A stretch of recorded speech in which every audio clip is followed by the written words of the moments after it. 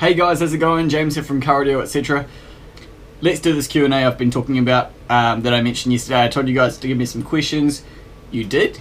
You gave me some good questions, some good response to that. No dilly-dallying. Let's get into it.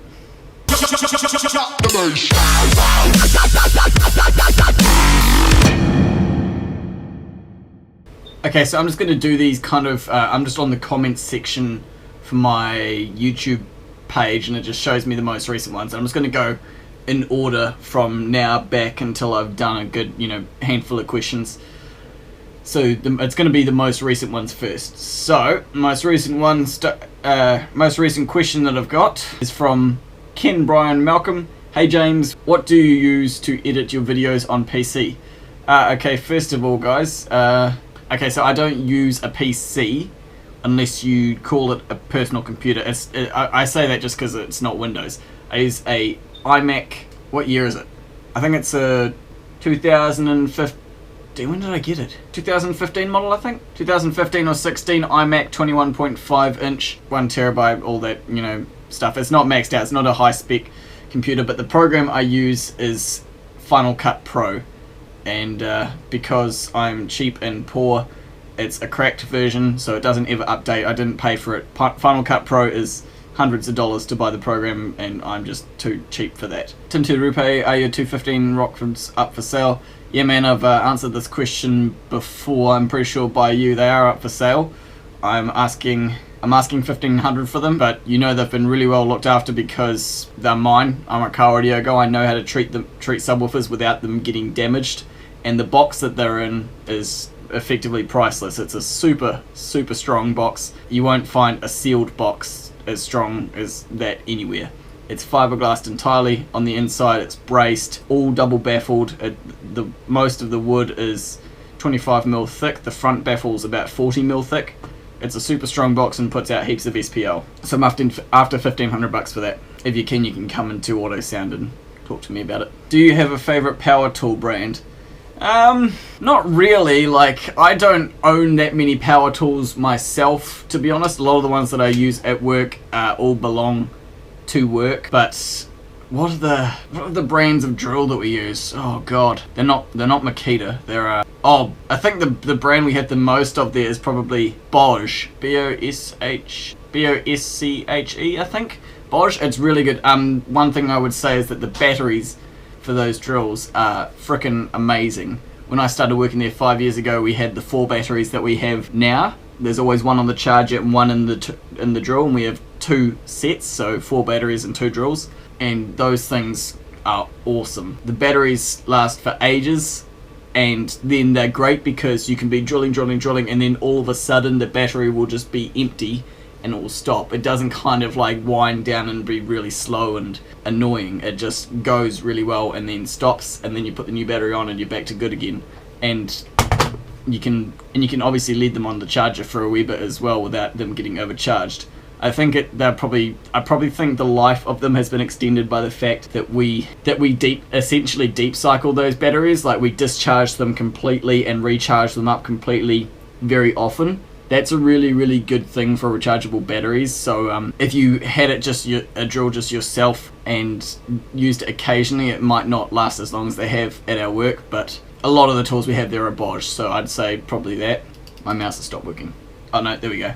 What tips can you give someone who wants to start a career in car audio? Okay. Well, first tip, how I got into the car audio game was I got a job at a car audio shop.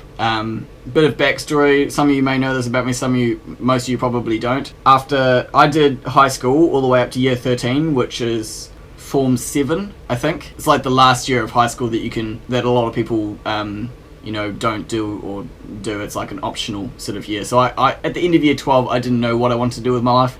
So I did year 13. I wanted to stay at school and keep learning, and I actually really enjoyed year 13, to be honest. It was my favorite year of all of high school, and so I'm really glad I did that. And then after that, I did what a lot of people in my year were doing, and kind of what I thought I wanted to do. I knew I liked electronics, and at the time particularly speakers and robots a wee bit, so I actually went to Canterbury University and started doing the entry level course for engineering, and I wanted to eventually go on and do mechatronic engineering, which is engineering focused around electronic and mechanical integration. So essentially robots, but obviously not just robots, like there's a wider range of stuff. But to be honest, that I found it really, really hard. I felt like the main thing was the maths. Okay, I did year 13 calculus, and a lot of people don't, want to do maths in their very last year of high school. I did year 13 calculus, and I did okay, and I wasn't the top of the pops, but I did alright. And going from year 13 calculus to entry-level maths at university, I literally felt 3 years behind in the maths department, and some of the stuff we had to work out in our heads without calculators or computer programs, it was straight up ridiculous. There were like, you guys may know some of the stuff that's like matrices where it's just numbers all on a grid and all sorts of crazy stuff. Long story short, I decided after one semester, which is a half year of university, that it wasn't for me and I wasn't enjoying myself. So I took a gamble and I dropped out of university, and I wanted to get a job real quick. And I wanted to go into something with electronics. At first, I was honestly thinking about working in a... Ooh, you achieved your move goal. Yay! I was honestly thinking about working in like a retail store for home electronics.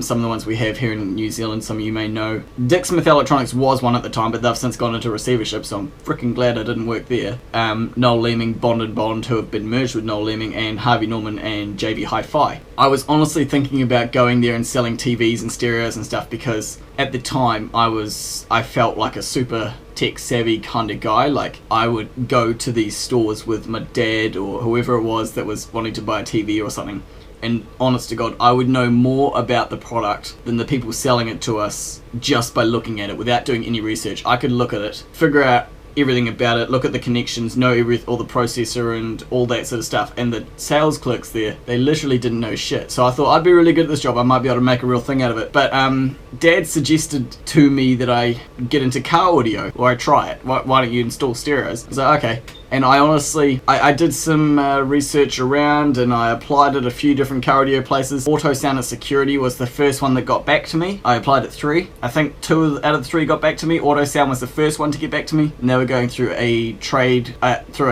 staff hiring sort of company where they find the person for the job. And I went to that interview, it went well. Went to the interview with my boss, Pat, and that went well. Started working there, and at first I honestly was thinking that this was going to be like an in-between job, because I didn't think I'd be doing this all my life. I still don't think I'll be doing this all my life, but I thought it'd be like a real sort of quick job just to get some money for the time being. Now 5 years later, we're here. I'm like, it's like my passion and my dream and everything, and I love it, and I wouldn't change anything. It's awesome. That's kind of a bit of a background.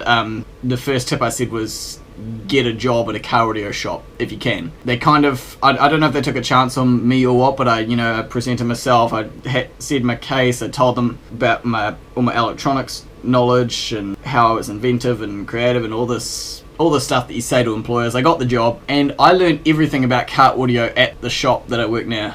Literally every single thing. All I knew about, well, I mean, I knew some stuff about electronics before because I did a course in it at high school, but what would be a good way to put this? Most of the stuff, the most I really knew about car audio itself before I started working there was that you had a positive and a negative for most things, and that you disconnected the battery whenever you worked on a car. That was what I kind of went in with. Literally, that's all I had. And now I've got this massive surplus of knowledge. So, tips for wanting to get into a career in car audio. You kind of just have to drop yourself in the situation. That's kind of what I did. I didn't necessarily go in the deep end, but I just sort of got the job in the car audio game and just progressed up the ranks. Well, not really up the ranks. I'm still in the same job title as when I started. I get paid a wee bit more, but you'd hope, eh? But yeah, I just kind of started, and as the months and years go on, I learn more and more every single day. You guys are still teaching me stuff every single day on YouTube. So, other than tip number 1, get a job in a car audio shop, other tips I could tell you, I'll try and give you some tips assuming you succeed at that, like, because obviously you need to get a job there to begin with. Tip number 1 for that would be, colors don't mean anything. Color of the wire doesn't mean anything, okay? Seriously. If there's a yellow wire in a car, it does not mean it's a permanent power supply. If there's a red, it doesn't mean it's positive. If there's black, it doesn't mean it's negative. If there's blue, it doesn't mean it's remote. Like, the list goes on. Colors don't mean anything. When you're wiring up car stereo looms, do not ever color match unless you know what you're doing. Don't just go blue to blue, yellow to yellow. It could be the other way around. What you really need to be doing is either have the knowledge or learn how to test what wires are what, and then go from there. With stereo harnesses, for instance, the harness that comes out the back of the stereo, like an Alpine or a Sony or a Pioneer, those all have pretty universal colors these days. For like where power is yellow and remote is blue and black is earth and all of that stuff, red is accessory, the list goes on. That's all pretty universal these days. If you're dealing with some random brand of stereo, obviously check it, but in the car end is where I'm talking about. It doesn't work like that, unless you're using a hookup lead which plugs on, allowing you to do the solder job beforehand and then plug it on. Those are great for installing stereos because it makes the job really easy because you don't have to worry about what wires are what. It should all just line up. My second tip would be kind of along the same lines. Once you've done all the soldering or connecting of the harness, before you plug the stereo in, test the terminals individually so that you know that there is power on the right wires and there is earth on the right wires, and that there is an earth. If you don't have an earth, that can be a really bad thing, and that all the speakers are working. A little trick, what we use at work for testing speakers is we use I think an E cell battery. Is it a D or an E? Whichever one is the fatter one, not the medium one in between AA and that, the big fat one. I think that's a E battery. We use that with some wires soldered to the end of it that come off, and we like to solder a bit of single core wire on the end as well because it makes it easier to use. And then if you put those two wires across a battery, sorry, not across a battery, across a speaker, because the battery is only like 3 volts or something, what it does is it makes the speaker pop up. And if you put the positive on the positive and the negative on the negative, the speaker will pop up.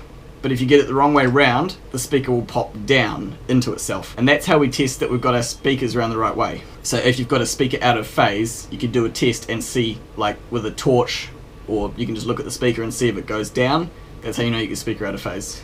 Other tips, learn as much as you can, man. Just take it all in. Every shop is going to do things differently. Every car audio fanatic is going to do things differently. I get people on my channel telling me I'm doing stuff wrong. I've been taught to do it that way. It works the way I do it. It works really well. I haven't had any problems with anything I do. And yet there are people out there telling me I'm doing it totally wrong. So just listen to your mentors and try and absorb as much information as you can. Other than that, I haven't really got too many more tips for how to start a career in car audio, man. You kind of just have to take a whack at it. So that was a long answer. If you have done a Holden VF Commodore, do you think running an LOC is enough, or go for a DSP such as an Audio Control LC7i?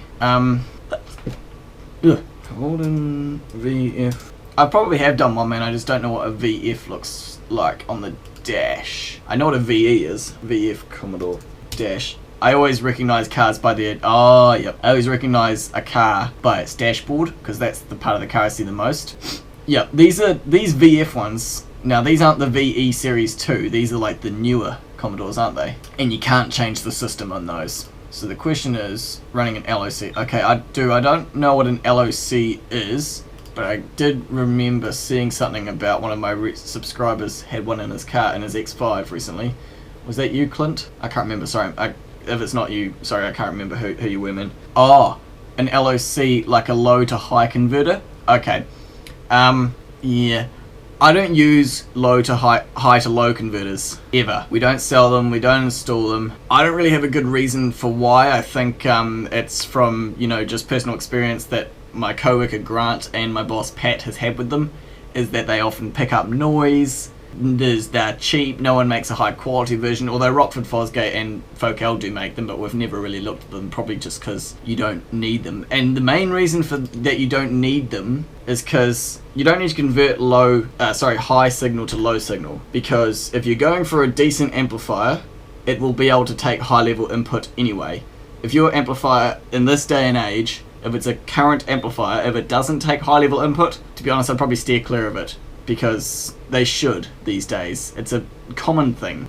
And they even go in the RCA ports these days. Rockford Fosgate takes high level input in its RCA line and it auto detects and knows that it's high level. So I wouldn't use an LOC. I would use an amplifier that has a high level input. The other part you said is, or should I go for a DSP? If you are if those Holdens have separate tweeters, woofers, subwoofer, potentially a mid-range speaker as well in the front. I'm not sure how many way speakers they have. If they have those, what you need to do is figure out if it's an active or a passive system. A very easy way to tell is look at the tweeter, and if the tweeter has a capacitor on it, it means it's passive. And that means that the signal going to the woofer, the tweeter, and the mid-range, if there is one, is full range, in which case you can just hook that full range signal straight up to your new speaker. You can either hook it straight up to a new coaxial speaker or a component crossover block going off to the woofer and tweeter. But if the tweeter doesn't have that capacitor, it means it's active. Oh god, I'm burping. It means it's active. BMW X5s have this where there's no capacitors on any of the speakers. What it means is that somewhere in the car there is an amplifier and there is a channel for literally every single speaker in the car. So tweeters have channels, the mid-ranges have channels, the woofers have channels, the rear speakers have channels, and the subwoofer has its own channel.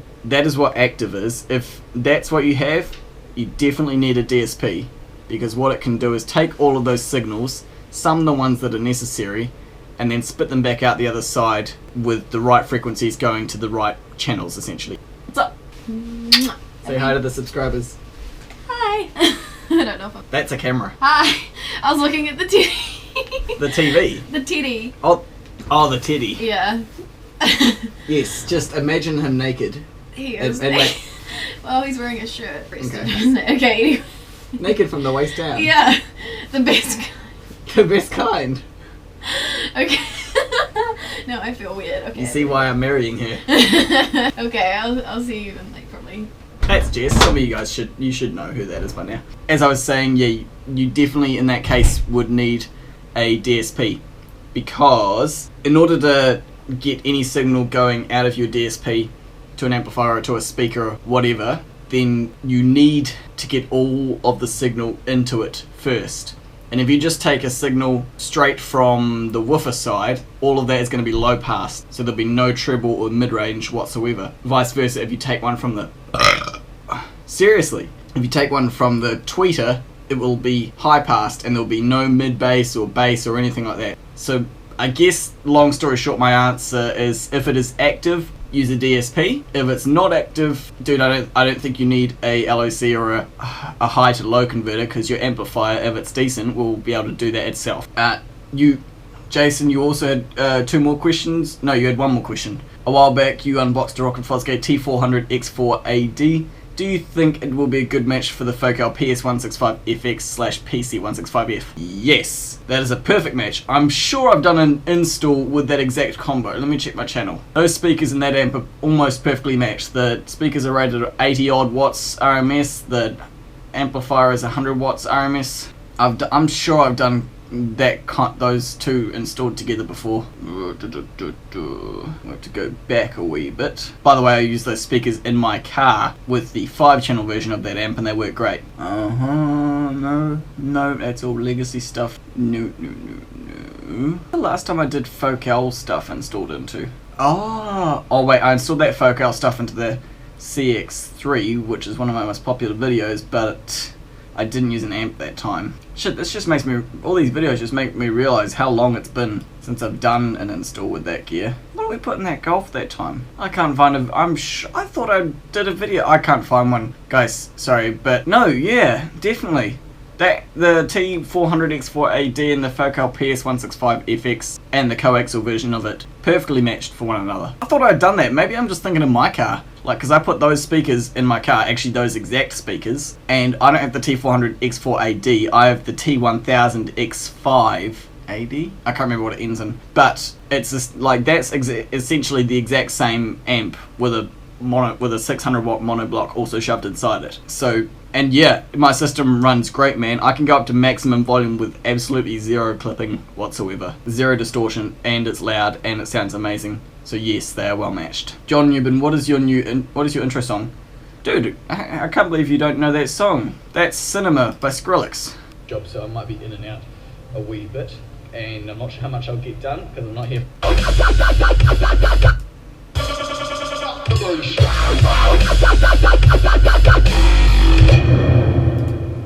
Drop the Bass, Cinema by Skrillex. Chris Stockman, can you hear bass from space? No. No, you cannot hear bass from space, Chris. And you know why? Because there is no atmosphere in space. And sound needs a medium to propagate in. Sound will travel through air, sound will travel through water, sound will travel through stone and metal, but it will not travel through nothing. Light, on the other hand, will. But because we're Mythbusters, I'm not going to stop there. We're going to replicate the results. If space wasn't empty and had air in it, how big would the subwoofer had to be able to hear it from what is essentially above our atmosphere? Probably at least the size... It would at least have to have the diameter that is the length of New Zealand, which is over 1,600 kilometers or 990 miles. Yeah. Question 1. If you could build any system in your own car, money, no object, what would you put? Well, one of my favourite cars is the Toyota GT86, first generation. I don't really like the shape of the second generation ones that much. I don't know why. They just changed it minutely and looks a wee bit more, I don't want to sound sexist, but girly. Now, I don't like the shape of it. The first generation had more aggressive fenders or something, I'm not sure. You can't even tell, it's so small. I do like the second generation BRZs, though. Anyway, that's the car I would choose. Speakers. Focal Utopia 3-way active speakers. Like, set up active in the front. Probably wouldn't have rear speakers. Subwoofers. 2 Rockford Fosgate T2 13s. Amplifiers. Rockford Fosgate T2500 BDCPs. Processor. Rockford Fosgate 360.3. Stereo. I really like my stereo. There's not much better than my... this is dangerous territory here saying this, but of the stereos we sell, there's not many stereos better than the one I have. By the way, it's the Pioneer AVH X8850BT. There is more expensive ones. There's a couple of stereos by Alpine, which are about another $500 more. They're $2,500, but they have built-in GPS and don't have Apple CarPlay, but I really like Apple CarPlay. And the stereo I've got does literally everything that a stereo can possibly do, except have built-in GPS navigation. But I've got Apple CarPlay, so I don't need that. It's got time alignment. I've talked about this before. I'd probably stick with the same stereo. I really, really like it. Except maybe if I could make it big, that would be cool. What else would I need? I'd fully sound in the entire fucking car with Focal BAM, just because it's better than Dynamat minutely small amount. Roof, floors, doors, trunk. Actually, the trunk, I would probably, for the most part, use Dynamat just because it's going to be a more weird, curvy shape, and the BAM works better on flat surfaces, but that's trivial. I don't think there's anything else I would say. Obviously you need an amplifier for the speakers. I don't know, just whatever Rockford Fosgate's most powerful 2-channel is. Or if there's a more powerful, like, what's that one? The T1000-4, which does 250 watts by 4 RMS, except I'd bridge it, so it would do shitloads more power. And that's way overkill. They'd probably blow those speakers, but more power is better, right? I'd probably also put a Rockford Fosgate 10 farad capacitor in it as well. Don't know if there's anything else I'd need to add. I mean, I like cameras and LEDs and all that sort of stuff. Just while I'm here, I know, because I know a lot of you people will probably, like, a lot of you guys will be screaming other brands at me right now. I know, I've seen my my best brands video get absolutely crucified many times over. Rockford Fosgate and Focal are the 2 best brands I have ever worked with. I know the most about them, and I really like them. I know about Audison, I know it exists, I know they are awesome. I've never touched one, so I wouldn't know what models to even quote. And I'm not saying they don't, but I've never used any of the amplifiers, so I don't know if they deliver the same as Rockford Fosgate do. Cut audio control, I know those are also really cool. Again, I've never used one. Not out of choice, guys. People were getting really frustrated because I don't mention these brands that are amazing and I know it, and I say, sorry, I've never used that, and they go, why not? And I go, well, because I just haven't had the opportunity. It's not because I go, no. It's just because it's either not available through our suppliers. You got to remember, I'm in New Zealand. Literally the bottom of the earth. Well, not the bottom, but the lowest habited country on the planet. Far, the closest continent is Australia, and that's frickin' ages away. We're not big, we don't have a lot of money. We do what we can with what we have, and we're very efficient and money conscious people as well, so we don't spend a lot and go big. Like, I'd love it if we had the attitude of go big or go home in car audio, but we don't. We're pretty subtle. Sorry, that was just a wee rant there. Question 2, does New Zealand have sound rules? i.e. if your system is too loud, you get a ticket?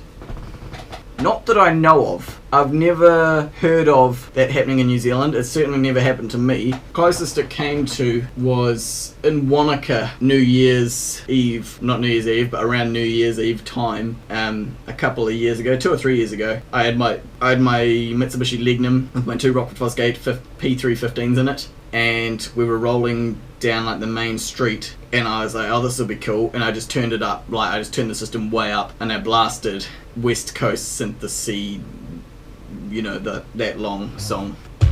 This song.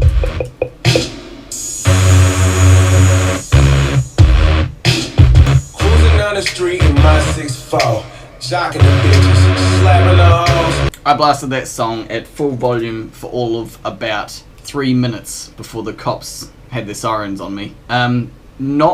So when they pulled me over, I said, what's up? And they said, oh, not much, just seeing who's around. And then they went and got back in their car and left. And that's kind of what New Zealand cops do. He didn't pull me over for having too loud music. That was definitely not an issue, and I hadn't broken any laws or done anything. But I think he thought, there's a station wagon with subwoofers blaring. I bet he's a young guy, and I bet he's got alcohol in his breath or drugs in his car or something. And I think he took one look at my red cheeks and blonde hair and general 14-year-old looking face and thought, oh, he's not gonna, yeah. And then he left. So I don't think there is any laws against it, man.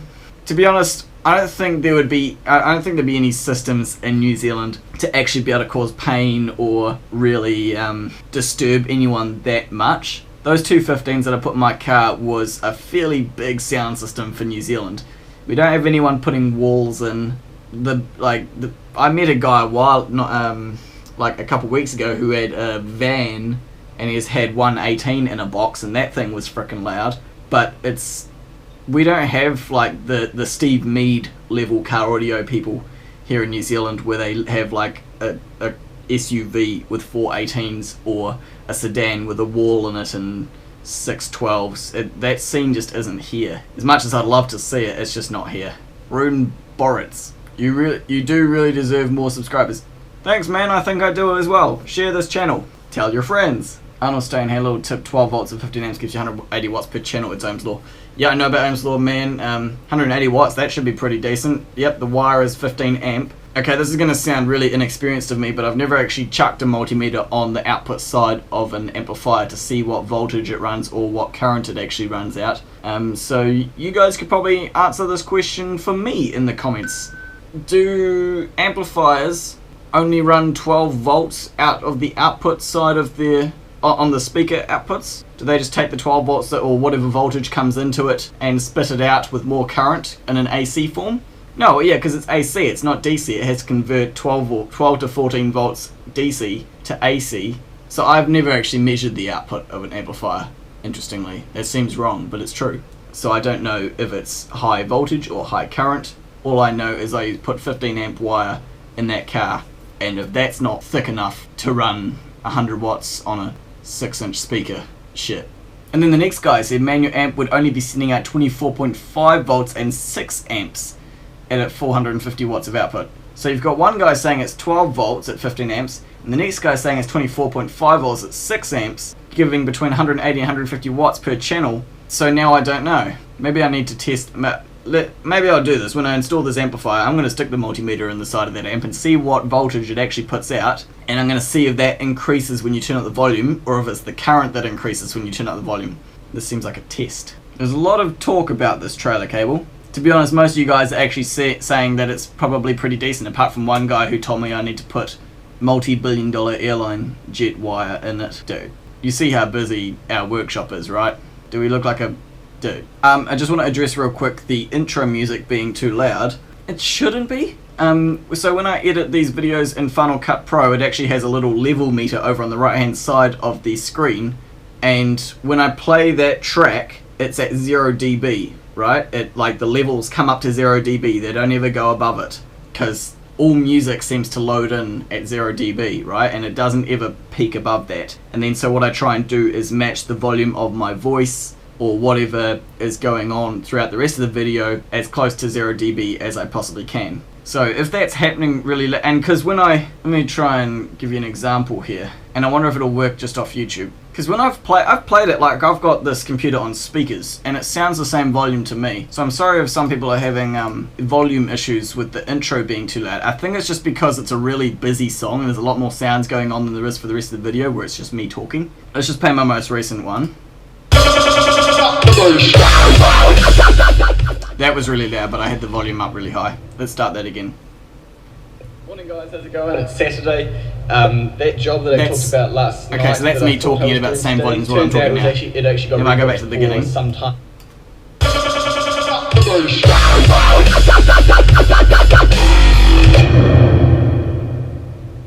That sounded the same volume to me. That honestly sounded like the same volume the whole way through, but it was a consistent long 0 dB push as opposed to it going up and down. So I can see why it would sound louder to some people. Also, it's a very bassy song, so if you've got a subwoofer, or that'll be going like crazy because my one's going pretty good. All I can really say is sorry, but I'm probably just going to keep doing what I'm doing because that 0 dB and it matches the rest of the video, for me anyway. And it sounds cool, I like it. Ever considered using cable ferrules? Is that what I think it is? Is that one of those things that you see on the end of a laptop power cord that, like, it wraps with? What the? It's a metal sheath that you put around wire. Oh, no, stop. Wax333, can you elaborate a bit more, please, and explain to me what the purpose of that is and what the advantage to it is, and if they're cheap and readily available, because I've never seen one ever installed at my line of work or ever installed in another system before, so I don't know what the purpose of them is, or if they are common practice, or if they're just out of the budget but ideal, or what. So can you just expand on that, please? They look like, do you crimp them? That's for holding two pieces of wire together. Oh, is that those things? I think I may have seen those before. Sometimes I see people have installed, they got like a wire, right, that they don't want to cut, and they want to put this wire onto it, and so there's a piece of metal which is like that shaped, and you put one wire here and clamp it, and one wire here and crimp it like that, and then it just crimps the two together. So it's basically like for attaching a piece of wire to one that you're not cutting. It's like a crimp version of soldering, like splicing into and soldering on. Is that what that is? Yes, I have seen those before. I don't like them. So many people come up with different solutions for connecting wires. Solder is the best. It always has been the best. There's nothing better than solder. It's liquid metal. Why, if I know how to solder, why wouldn't I solder? I don't understand the purpose. Like, yes, we have crimps and occasionally I use them, but soldering is the best method of connecting wire to wire, and it's easy to undo if you want, which is, by the way, why I don't twist my wires when I solder, because I actually like to be able to, if necessary, undo what I've done. And so by just soldering this in, soldering this in, and going like that, and melting the two, that's a strong connection. That's not going to come apart, but if I need to, I can like heat it up again and disconnect it. If you go twisting them around one another, or like that, and soldering it, you can heat it up again, but then pulling it apart is either really difficult, or you do it and solder goes everywhere.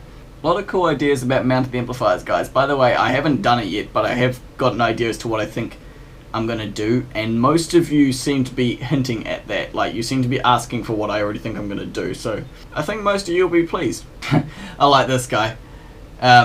Rob Spillum, I'm just wondering how long you have been doing Kite Audio install, because you seem to struggle at some fairly simple tasks. And then I said, such as? Nick Law came and backed me up and said he actually does a really good job. Thank you for that, Nick. And then Thorn Gravy said, where are your videos? That's right, you don't too much of a pussy to have any. Thank you for backing me up there, Thorn Gravy. And then Rob Spillman said, look, I have done Kite Audio install off and on for years and know a hack and an idiot when I see one, that's all.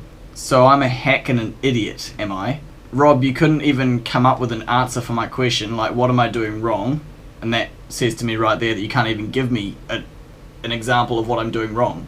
Hack in New Zealand, I don't know where you're from, hack in New Zealand kind of means like con artist. But as far as I can tell, I'm not animating these videos and making them, and they're not fake. The cars do exist and they do make sound. And as far as idiot goes, I think you're just pulling words out of your ass there, man. Idiot is an ambiguous term anyway. Like, I'd be an idiot, yeah, definitely, compared to Stephen Hawking.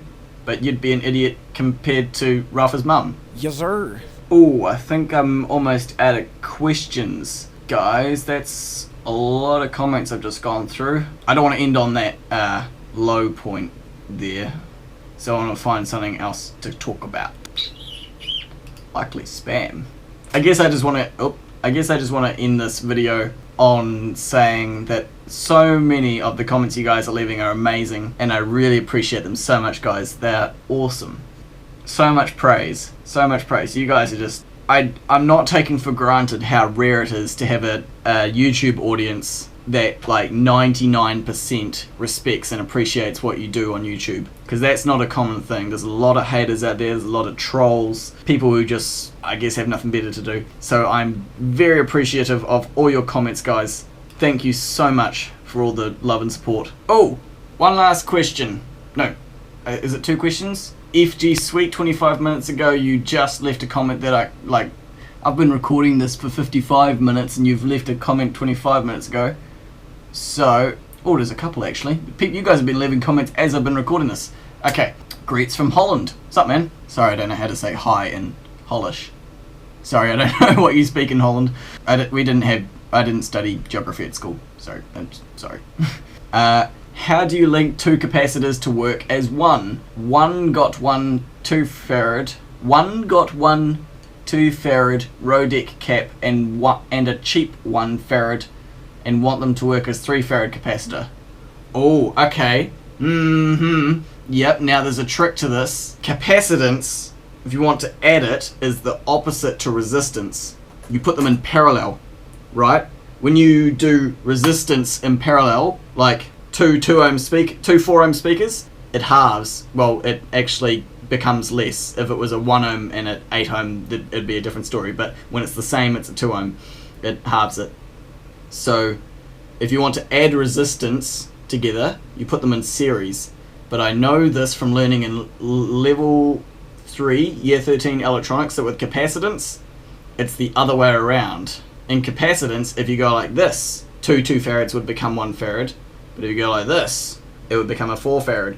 So to get a 2 farad and a 1 farad capacitor to work as a 3 farad capacitor, you would put them in series. So you would go... Actually, is there a picture I can just download?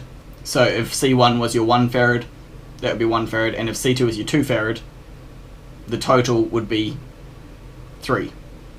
Hope that makes sense. That should answer your question. That's how you make a 1 farad and a 2 farad become a 3 farad capacitor. By the way, I hope you've got approximately 3000 watts RMS system to be using that. A good rule of thumb, here's just a real quick tip. With capacitance, you really don't need a capacitor unless you're talking over 1000 watts RMS on your subwoofer. A rule of thumb is 1 farad, only 1 farad, to every 1000 watts RMS. Of course, if you do have the old dipping headlight trick, which a lot of people do get when they're bumping this up, putting a 1 farad, if you have got a system that's less than 1000 watts RMS and your headlights are dipping, yep, you can put a capacitor in to fix that problem. I would definitely only go for a 1 farad, nothing bigger. But that is a good rule of thumb to follow. Point being, FG Sweet. If you've got those 2 capacitors and you're dealing with a 1000 watt RMS system or just subwoofer amp, I'd use the 1 farad. And if you've got a 2000 watt system for the sub, I would use the 2 farad. And if you've got a 3000 watt RMS system, I'd use both. But that's just me. You're welcome to install whatever you want in your own car. That's the rule of thumb we follow by where I work. So that should have answered your question.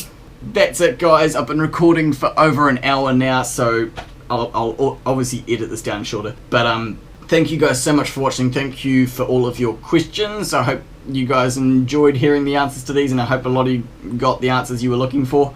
And most of all, guys, as I said just before, thank you so much for all the love, the support, the liking of the videos, the subscriptions. If I could ask one thing of you guys, if you guys aren't doing it already, if you like one of my videos, please do give it a thumbs up, because that's gonna tell YouTube that it's a good video, and YouTube is gonna promote it to more people, and then more people will come and follow my channel. I can grow my audience and I make more money, which I need to buy a new camera.